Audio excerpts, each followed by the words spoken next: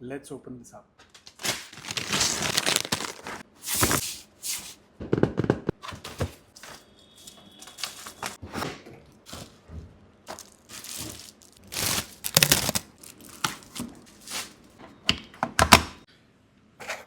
Now, for the moment of truth. So I've got some sample beans for this.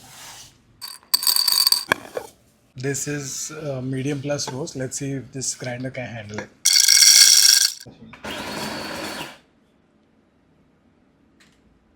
Yes, I see very even grinding, very less fines.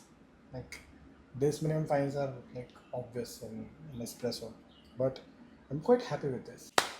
So my recommendation for this is a must buy.